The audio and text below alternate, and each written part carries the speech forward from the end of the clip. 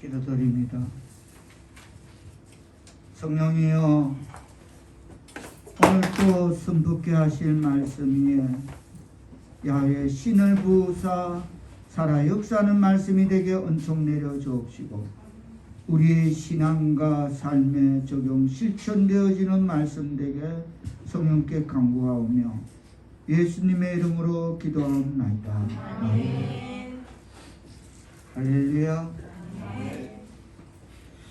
우리는 지금 대림절을 맞이해서 성탄의 기사가 실려 있는 말씀을 몇 주간 살펴보고자 합니다. 성탄의 주인공은 물론 예수님입니다. 우리 주님의 탄생은 그 자체가 인간에게 내리신 하나님의 은혜의 사건이라고 말할 수 있습니다.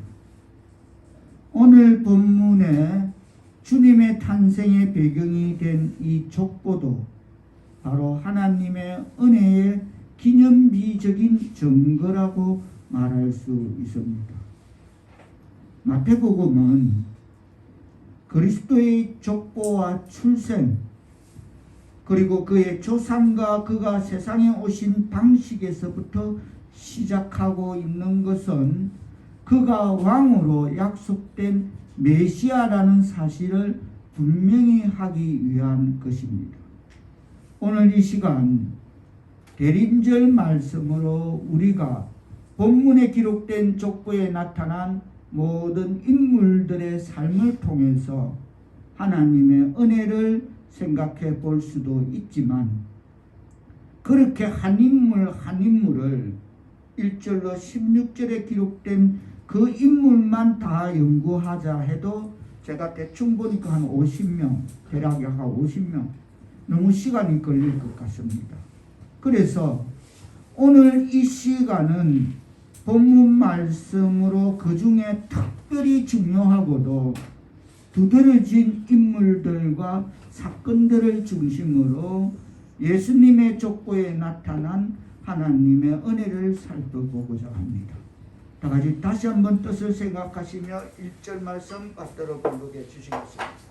시작. 아브라함과 다윗의 자손 예수 그리스도의 계보라. 그렇습니다. 예수님의 족보에서 가장 중요하고도 두드러진 두 인물은 아브라함과 다윗입니다. 그래서 성경도 오늘 본문 1절에서 아브라함과 다윗의 조선 예수 그리스도의 세계다라고 말하고 있습니다. 그렇습니다. 예수 그리스도는 아브라함과 다윗의 선택 속에 나타난 하나님의 은혜입니다. 그러면 먼저 아브라함에 대해서 우리가 한번 살펴보고자 합니다. 아브라함, 그러면 우리는 아브라함을 믿음의 조상이라고 부릅니다. 그러나 모든 면에서 아브라함의 삶이 신앙을 가지고 주님을 따라가는 그리스도인의 삶의 기감이 되는 것은 아니라는 것입니다. 아니었습니다. 우리는 성경 도처에서 도저히 믿음의 조상다운 모습이라고 생각할 수 없는 아브라함의 실패와 타락의 흔적들을 찾아볼 수 있습니다.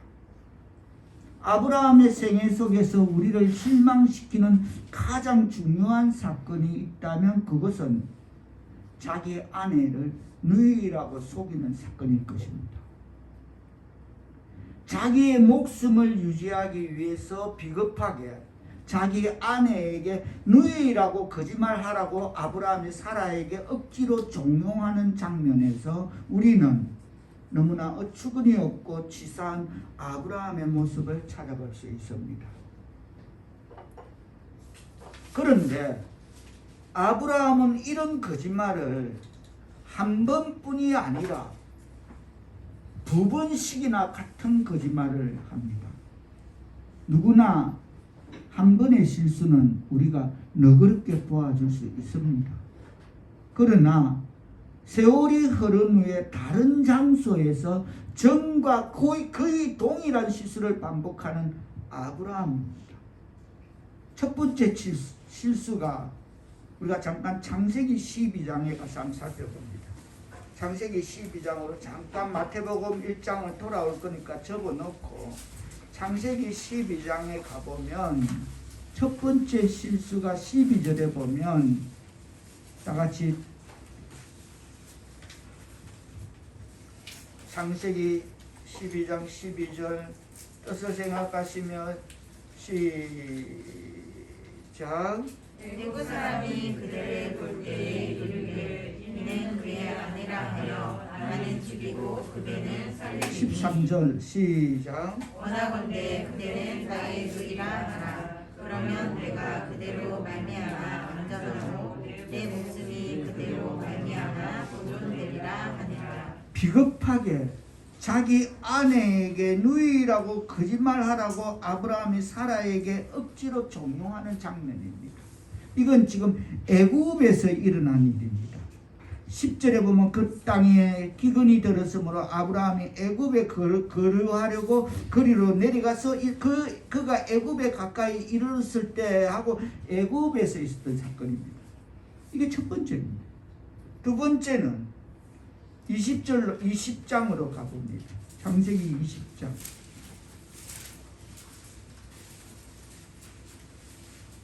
1절에 보면 그랄이라는 땅에 거주하였습니다.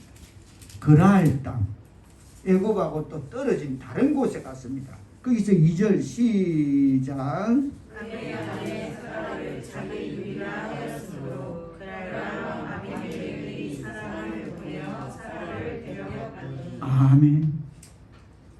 애굽 왕에게 자기 부인을 누이라 했고 지금 그랄 왕 아비멜렉에게 지금 누이라고 똑같이 두 분 다 그 아내 사라를 자기 누이라고 하면서 자기 아내라고 하면 자기를 죽이고 아내를 빼앗아갈 것 같기에 그 계산을 미리 하고서 아내 사라를 누이라고 속이고 내줘버립니다. 자기가 살기 위해서. 이건 뭐 하나님의 섭리도 뜻도 여기에 개입하지 않고 그렇게 해버렸던 아브라함이었습니다. 지난주 우리가 모세에 대해서 살펴보았을 때 모세가 아무리 홍해를 가르고 출애굽한 이스라엘 백성 200만 명을 인도하여 낸 모세라도 우리와 별반 다를 바 없는 실수도 하고 화를 내는 그런 사람이라 하였습니다. 성경은 말합니다. 의인은 없나니 하나도 없다고. 여러분, 우리는 오늘 본문에 나오는 인물들을 아브라함을 비롯해서 이어지는 다윗 등을 지나치게 미화시킬 필요가 없습니다.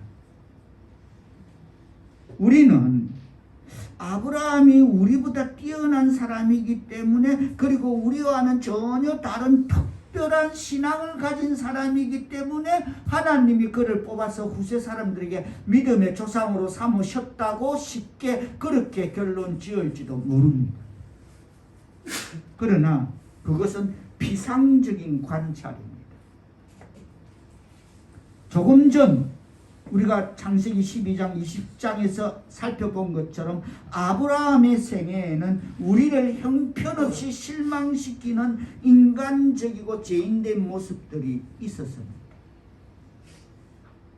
이것은 그가 뚜렷한 본을 보일 만한 사람이기 때문에 하나님의 선택을 받은 것이 아니라는 사실을 뒷받침해 주고 있습니다.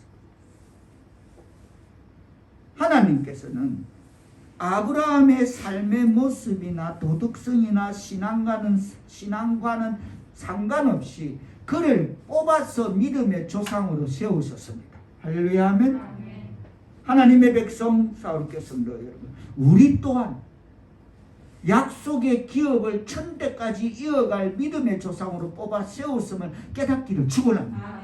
아브라함이나 우리나 다를 바 없다. 뭐 특별나서 세운 거 아니라는 것입니다. 학력이 좋고 가문이 좋고 아니란 거. 그렇기 때문에 이것은 전적인 하나님의 은혜의 선택인 것임을 깨닫기를 축원합니다. 아브라함이 그랬듯이 우리 또한 하나님의 전적인 은혜의 선택이었다는 것입니다. 할렐루야 아멘. 전번에도 표명드렸지만 은혜라는 낱말의 뜻은 뭐다? 받을 자격이 전혀 없는 사람들에게 베풀어지는 일방적인 호의다 그랬습니다. 다 같이 따라합니다. 은혜란 받을 자격이 전혀 없는 사람들에게 베풀어지는 일방적인 호의다. 전혀 없는 사람들에게 베풀어지는 일방적인 호의다. 그렇죠. 그게 은혜입니다. 전적인 하나님의 은혜의 선택인 것입니다. 다시 오늘 보면 마태복음 1장으로 돌아갑니다. 1장 1절에 보면 아브라함과 그 다음에 다윗이 등장합니다. 우리가 다 잘 알다시피 다윗에게는 물론 훌륭한 점이 많습니다. 우리가 본받아야 할 요소도 많습니다. 그래서 하나님은 다윗에게 뭐라고 칭호했습니까? 하나님의 마음에 어떤 사람? 합한 사람. 그렇게 칭호했습니다. 다윗에게 하나님의 마음에 합한 사람이다. 그러나 다윗의 생애의 한 부분을 살펴볼 때 우리는 아브라함 이상으로 다윗에게 큰 실망을 하게 됩니다. 다윗의 대표적인 범죄는 우리아의 아내였던 바세바와 간음한 사건입니다.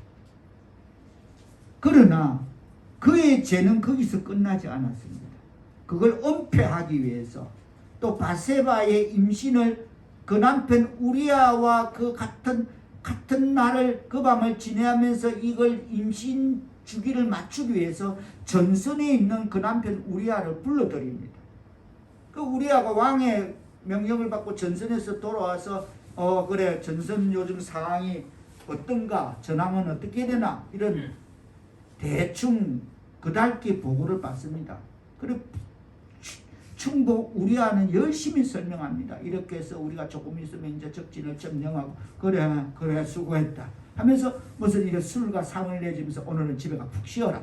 이게 인신 주기를 자기하고의 관계를 은폐하기 위해서 그렇게 맞추기 위해서 다윗은 계략적인 그걸 갖고 우리아에게 그렇게 호의를 베푸는데 우리아는 군인으로서 다 같이 전선에 지금 또 나의 전우들이 같이 죽음 앞에 이렇게 목숨을 걸고 있는데 내가 어때 집에 가서 오늘 밤을 편히 지내리요 하고 군인 막사에 가서 그냥 밤을 지냅니다.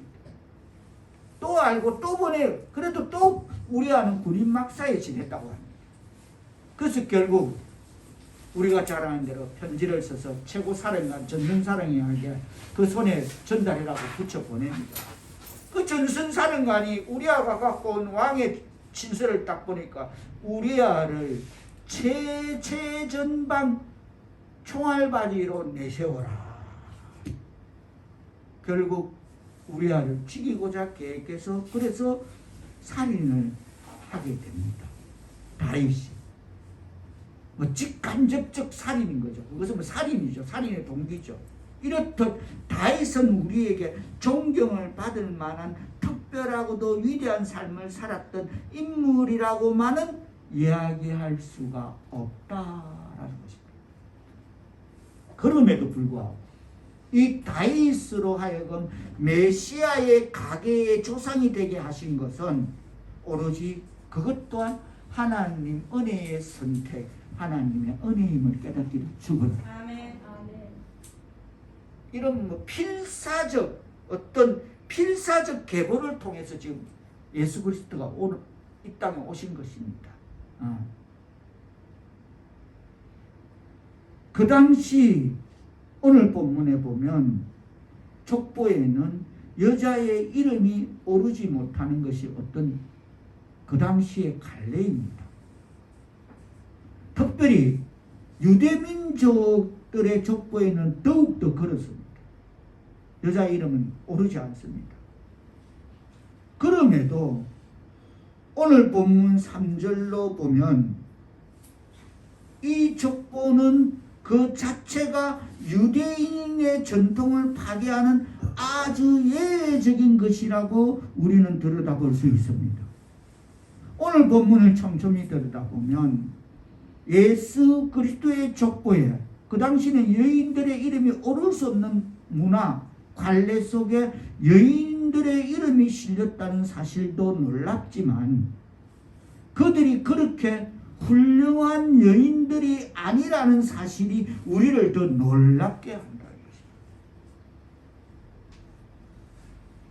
것입니다. 3절로 이어지는 4명의 여인이 누구누구입니까? 다말, 라합, 롯, 우리아 아내, 우리아의 아내 바세바, 이렇게 4명이 등장합니다.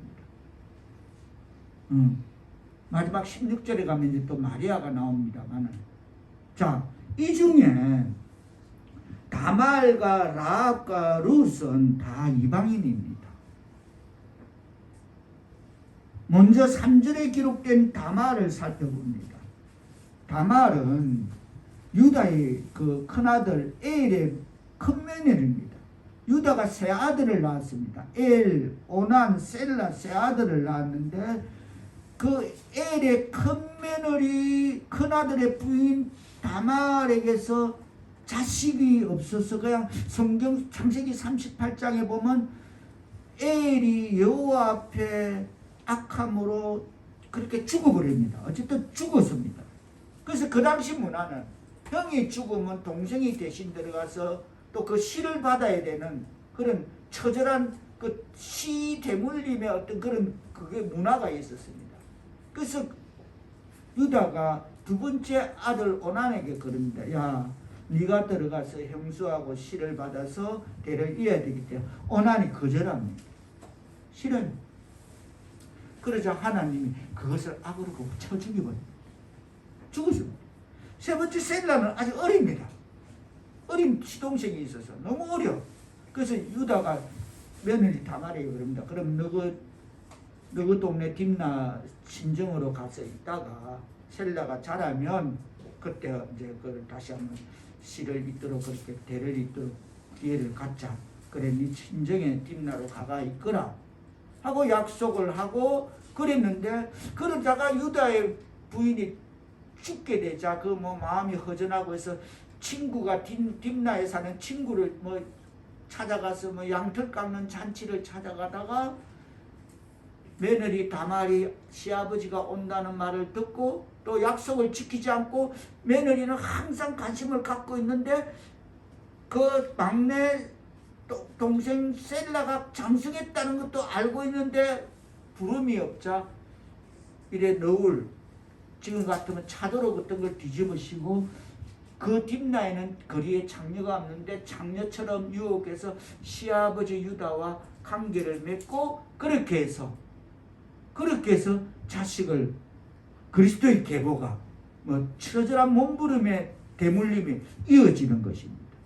내용은 창세기 38장 기록 내용은 뭐 물론 우리가 다 잘 알지만 이 구절을 읽을 때 3절에 보면 자 다시 한번 뜻을 생각하면서 다 같이 받들어 보도록 하겠습니다. 시작. 유다는 다말에서 베레스와 셀라를 낳고 베레스는 헤스론을 낳고 헤스론은 마므를 낳고. 우리는 물론 이 구절을 다 알지만은 이 구절을 읽을 때 어떻게 보면 꼭 다말이 유다의 부인인 것처럼 느끼게 됩니다.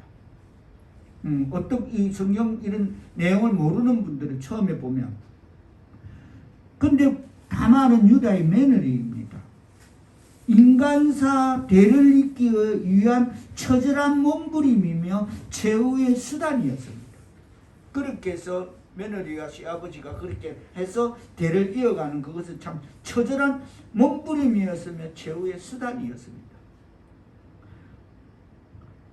큰 틀로는 은혜의 계보의 승리입니다. 이렇게 해서 이제 그리스도가 오는 겁니다.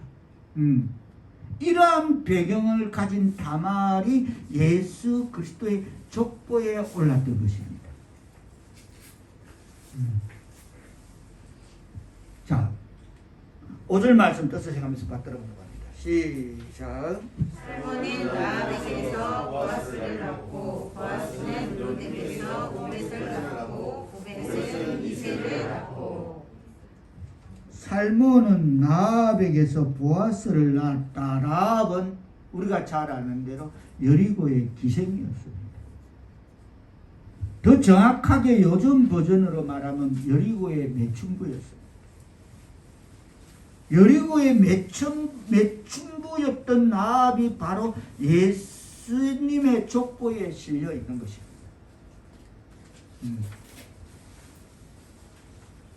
5절에서 살몬은 라합에게서 보아스를 낳고 보아스는 룻에게서, 이 대목에서 우리가 살펴야 할 것은 룻은 예수님의 족보에 나오는 여인 중에서 제일 현숙하고 아름다운 여자입니다. 그러나 우리는 룻에 대하여 그렇게 좋게만 볼 수는 없습니다. 룻은 이방인으로서 나오미의 아들이었던 말로의 처였습니다. 그리고 또 죽어. 이 이방인이 예수님의 족보에 실렸다는 자체가 하나의 기적입니다. 즉 이방인과의 결혼을 금하신 하나님의 명령을 어기고 말로는 룻과 결혼을 한 것입니다. 이것은 분명 불순종입니다. 이게 보면 이제 이 결혼 예법에 대해서 이렇게 출애굽기나 신명기 이런 데 보면 쭉 되어 있습니다. 이것 또한 분명 불순종입니다. 룻의 개인적인 삶이 아무리 아름다웠다고 해도 그들은 하나님의 명령을 어긴 것입니다. 그런데 그런 그녀가 예수님의 족보에 오르게 되었던 것, 이것도 오로지 하나님의 은혜임을 깨닫기를 축원합니다.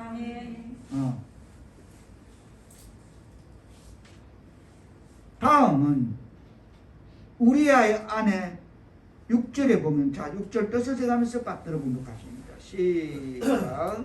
이새는 다윗을 낳으니라. 다윗은 우리아의 아내에게서 솔로몬을 낳고. 우리는 이 여자 바세바에 대해서 잘 압니다. 우리아의 아내. 이 대목에서 우리가 분명 짚고 넘어갈 것은 이 네 여인 중에 세 여인이 이방인이었습니다. 또한 그들은 출신 성분도 그렇게 좋지 못하고 그 당시 모든 사람들의 낯을 뜨겁게 했던 도덕적 윤리적 범죄를 저지른 장본인들이었습니다. 하나님의 이름을 경외하는 하나님의 백성 사울의 성도 여러분, 그런 그들의 이름이 우리들의 구세주이신 예수 그리스도의 족보에 올라 있다는 것을 여러분은 어떻게 생각하십니까? 뭐 거룩한 하나님이 그냥 뭐 성령의 잉태에서 뭐 이렇게 아닙니다. 세상 사람들은 자기 과거의 상처를 숨기고 싶어 합니다. 그런데 예수님의 그 놀라운 족보에는 추하고 어두운 과거를 가진 여인들의 얼굴이 등장합니다. 그 이유는 무엇입니까? 왜 하나님께서 이 파격적인 사건을 허용하셨다고 생각하십니까? 그것은 한마디로 뭐다? 은혜입니다. 받을 자격이 없는 자에게 베푸시는 은혜입니다. 할렐루야, 아멘. 한마디로 은혜입니다. 뭐 다른 거 없어. 이 파격적인 사건을 허용하신 그 자체가 은혜인 것입니다. 할렐루야, 아멘. 이런 자들을 통해서 오신 예수님이 바로 진정한 의미에서 죄인들의 구세주가 되신다는 사실을 보여주기 위한 엄청난 하나님의 은혜의 사건인 것임을 깨닫는 말씀 되기를 축원합니다. 본문에 보면 예수님의 족보에 한 여인이 한 사람 더 있다는 것을 알 수 있습니다. 16절 뜻을 생각하면서 다 같이 받들어 보겠습니다. 시작. 야곱은 마리아의 병은 그에게 나왔으니 마리아에게서 그리스도라 칭하는 예수가 나시니라. 마리아는 참으로 그저 평범한 여성입니다. 적어도 예수님을 낳았다는 사실을 제외하고는 우리가 마리아가 예수님의 어머니였다는 이유로 그녀를 상당히 미화시키는 경향이 있습니다. 특히 로마 가톨릭의 역사를 통해서 마리아가 예수님의 어머니이기 때문에 마리아가 위대한 여인일 것이라고 그렇게 전제하고 있습니다. 여기서 잠깐 가톨릭 역사에 보면 성경에서 인정하지 않는 마리아의 우상화와 대표적인 두 가지 교리가 있습니다. 그 중 하나는 마리아의 무죄 잉태설입니다. 예수님만 죄가 없던 것이 아니라 예수님을 잉태한 마리아도 죄가 없는 여자라는 이야기입니다. 무죄 잉태설. 이것이 어느 성경에 뒷받침하고 있습니까? 기록된 바가 없습니다. 그리고 또 하나의 교리는 마리아의 성천설입니다. 엘리야는 따라 올라갔다, 에녹도 올라갔다 소리는 성경에 분명히 기록되어 있습니다. 그 사실은. 근데 마리아는 위대한 예수의 어머니니까 예수가 성천할 때에 손 붙잡고 올라갔다 없습니다. 근데 마리아의 성천설, 즉 예수님만 성천하신 것이 아니라 마리아도 죽음을 경험하지 않고 그냥 성천했다는 말입니다. 이것도 어느 성경에 기록된 바가 없습니다. 성경은 마리아에 대해 어떻게 가르치고 기록하고 있냐면 누가복음 1장 26절에 보면 은혜를 받은 자여 뿌립니다. 그렇게 마리아를 지칭하고 은혜를 받은 자요. 은혜를 받아야만 했던 여인이고 또 은혜를 받았던 여인 그 이상 이하도 아님을 기록하고 있습니다. 분명히 그렇게 기록하고 있습니다. 그러나 오늘날 가톨릭에서는 이 마리아가 은혜를 받은 여자가 아니라 은혜를 주는 여자로 되어 있습니다. 성모 마리아요 우리에게 이렇게 갑니다. 그렇습니다.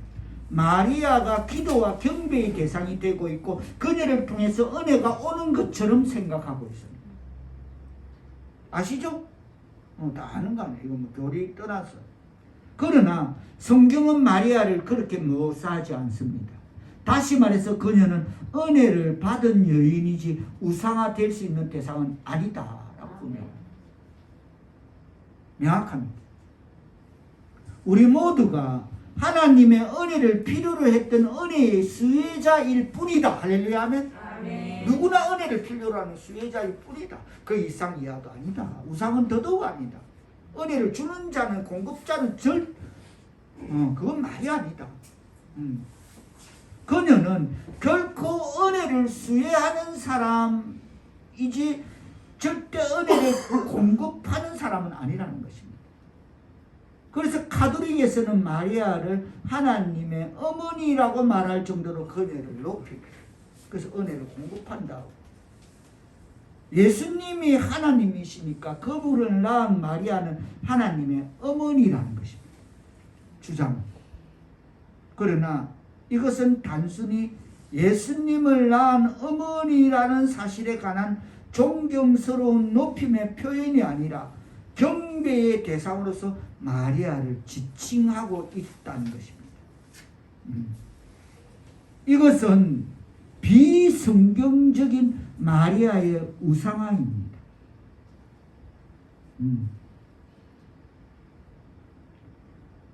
비성경적인 마리아의 우상화에 불과하다고 주석은 그렇게 밝히고 있습니다. 하나님의 이름을 경외하는 하나님의 백성 사도계 성도 여러분, 마리아는 구세주를 필요로 했던 사람이고 은혜를 요구하고 있던 한 평범한 인간에 불과했습니다. 그렇다면 이 여인과 다를 바 없는 한 평범한 마리아가 선택된 그 이유는 무엇일까요? 한 여인에 불과한 그 평범한 마리아가 선택된 이유는 그것은 그 여인을 통해서 구세주가 오신 이유는 무엇일까요? 그것은 수많은 이름 없는 사람들의 구세주로서 오신 예수님에 관한 가장 아름다운 상징적 선택이었다라고 주석은 말하고 있습니다. 아무 그거 없는 평범한 한 여자 마리아가 선택된 이유, 그 여인을 통해서 구세주가 오신 이유는 수많은 이름 없는 사람들의 구세주로서 오신 예수님에 관한 가장 아름다운 상징적 선택적 이유 그 이상 이하도 없다라고 주석은 말하고 있습니다. 그렇습니다. 우리는 이 마리아의 선택을 통해서도 하나님의 은혜를 볼 수 있기를 바랍니다. 그렇습니다. 하나님께서는 이 사건을 통해서 우리에게 은혜로 다가오신 자신의 모습을 보여주고 계심을 깨닫기를 축원합니다. 그냥 아무 한 여인에게, 평범한 여인에게 그렇게 왔다. 하나님의 이름을 경외하는 하나님의 백성 사도계서도 여러분, 우리는 오늘 본문에 기록된 이 족보를 통해서 하나님의 은혜를 살펴보았습니다. 첫째는 아브라함과 다윗의 선택을 통해서였고, 두 번째로는 라합, 보아스, 룻, 바세바 4명의 여인들의 선택을 통해서였고, 세 번째는 마리아의 선택을 통해서 하나님의 은혜를 확인했습니다. 이것은 한마디로 은혜의 족보입니다. 그러기에 우리는 나 같은 죄인에게 찾아오신 예수님의 은혜 앞에 아멘으로 응답할 수 있는 것임을 깨닫기를 축원합니다. 나는 적어도 이들보다 낫다고 생각하는 사람은 예수님과 상관이 없는 사람입니다. 나는 그래도 달라. 그 4명하고는 달라. 그건 예수님과 상관없는 사람입니다. 죄가 많은 곳에 은혜가 더하는 것입니다. 할렐루야, 아멘. 하나님의 백성 사도계 성도 여러분도 이 사람들과 다를 바 없이 우리네 삶은 고난이었습니다. 그리고 방황이었습니다. 우리네 삶은 번제였고 어둠이었습니다. 그런 나를 구원하시기 위하여 주께서 오시어 나를 구원하셨습니다. 할렐루야, 아멘. 그리고 그런 나를 하나님의 자녀로 삼아주셨습니다. 할렐루야, 아멘. 이것이 놀라운 하나님의 은혜임을 깨닫기를 축원합니다. 말씀을 맺으며 오늘 본문에 예수님의 탄생 배경이 설명되고 있는 마태복음의 첫머리 족보에서 죄인된 인간들의 그들의 번제와 어두움에도 불구하고 그들을 구원하시려는 하나님 은혜의 의지와 사랑을 볼 수 없다면 우리는 성경을 제대로 읽지 못하고 있는 것이다 라고 주석은 이 대목을 그렇게 지적하면서 오늘 본문의 전개로 성탄의 무대가 열립니다. 그리고 예수님이 오십니다. 이것이 대림절의 첫 메시지임을 깨닫기를 축원합니다. 하나님의 백성 사도계 성도 여러분, 2000년 전 어둠과 고난의 역사 속에 죄인들의 죄인됨을 보시고서도 그들의 구세주로 기쁘게 역사 속에 오셨던 예수님, 그 예수님이 지금 나 같은 죄인의 구세주요 주님으로 계심을 깨닫기를 축원합니다. 이스라엘의 구주일 수 있었던 그 주님이 바로 나의 구주가 될 수 있다는 이 놀라운 하나님의 은혜에 감사드리는 대림절 되시기를 축원합니다. 그 놀라우신 하나님의 은혜를 평생 찬양하고 섬기면서 은혜의 복음을 전가하는 삶을, 신앙의 삶을 살아가는 하나님의 백성 사울교회 성도들 다 될 수 있기를 예수님의 이름으로 축원하고 축복드립니다. 기도드립니다. 어두움의 근세에서 죄된 우리를 건지시기 위하여 높은 하늘 보좌를 떠나 낮은 이 땅에 우리와 함께 하시기 위하여 오신 임마누엘 하나님 은혜 고맙고 감사합니다.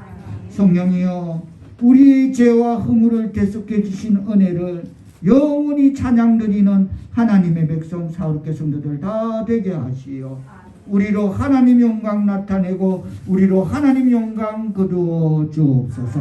예수님의 이름으로 기도합니다.